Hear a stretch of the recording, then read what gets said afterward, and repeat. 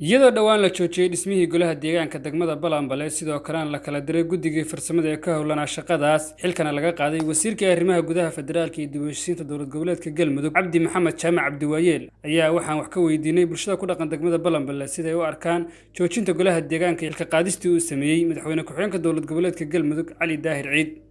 degmada Balanbale magacaygu waa Maxamed Cabdi Samantar waxaan ku bilaabayaa oo ka qaba aragtida konsolkiin naga joogsiya deegaamayntii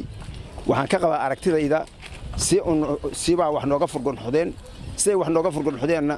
inaanu bahalka leeyahay deegaankaas aan dhisano oo bahalka leeyahay hagaagsano sidaas aan bahalka yaad aragti ahaan anu ka qaba. Alaykum warahmatullaahi wabarakaatuh magacaygu waa Cabdi Jaamac Nuur wallahi hadaan ka hadlo joojinta golaha deegaanka degmada Balanbale anoo hadda qolana target garaysan mayno laakiin si aad iyo aad baan uga xunnahay waayo horumarka magaalada iyo ka qayb qaadashada waxa weeye bilicda magaalada waxay u ahayd laf dhabar marka hadda aan rajaynayno in la soo celin doono oo dadkii waa noo dhisan yihiin baarlamaanka waa noo dhisan yahay labada guddoon bas ah baan naga maqan ayagana waxaan rajaynaynaa sida ugu dhaqsi badan in la dhameystiro. aad waxaan ugu mahad celinayaa warbaahinta Sooyaalba oo ka xogororin ka wada degmada Balanbale baan ugu mahad celinayaa marka labaad waxaan rabaa inaan ka hadlo dareemkayga golaha deegaanka ee degmada Balanbale ee hadda xoog caqabadaha la joojiyay waxaan leeyahay hawshaas waa hawl sax ma ahan baan leeyahay Balanbale in laga jeejiyaa golaha deegaanka way Balanbale waxay ka mid tahay degmooyinka mudan in laga dhiso golaha deegaanka ayadoo ay tahay degmooyinkii in badan lagu soo dagaalamay oo Soomaaliya ay ku soo dagaalantay iyo Itoobiya xaqna kula laga difaacay Soomaaliya ay tahay wax badan oo markii xilligii dawlad burburkiina ayadoo u baahan wax badan oo agabkii bulshada ay ka maqan dawladdu dhacday si walba waxay xaq u leedahay oo ay aad u mudan tahay in ay hesho golaha deegaanka oo ugu horeysho deegaamyada kale oo laga dhisayo marka waxaan leeyahay in laga joojiyaa sax maahan arintaas. aniga magacayga Maxamuud Bulxan baa leeyahay Maxamuud Bulxan Biixi degmada Balanbale kamid ah oday dhaqameedyada kamid ah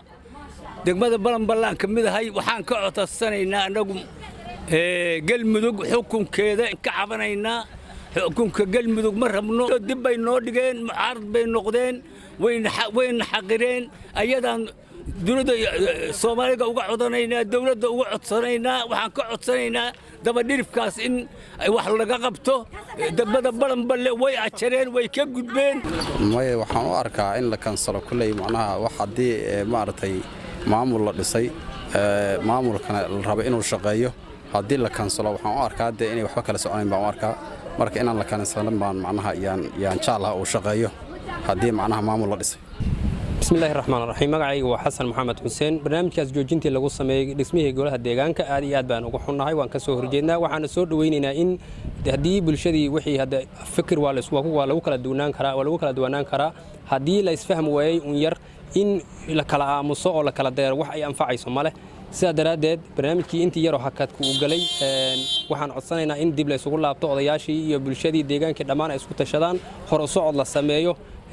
soo intii yar oo hadda hakadna galay baa nagu filan dhibaato nooga filan marka insha Allah waxaan soo dhaweynaynaa in dib wadahadal loo bilaabo oo barnaamijkii dhismihiisii iyo golaha deegaanka dhismihiisii la qabto ayaan soo dhaweynaynaa joojintii la joojin aad baan ugu xunna waxaan u arkaa inay qalad tahay waxa weeye degmadanada hoos baa loo dhigayaa dad baa lid ku ah in ciidna dooni mayna iyo wixii Galmudug ma rabno anagu waxooda barnaamijkooda ma rabno degmadanada in la dhisaa rabnaa kansarkina loo dhisaa rabnaa anagu dhammaan bulshada ku nool degmada Balanbale ayaa aad uga soo horjeestay joojinta dhismaha golaha deegaanka degmada Balanbale waxayna u arkaan xilka qaadistii wasiirka inay ahayd mid lagu curiyaaminay horumarka maamul ee ka hana qaaday degmada Balanbale. سعيد جيت علي سعيد برشاوي سافي ميديا جروب.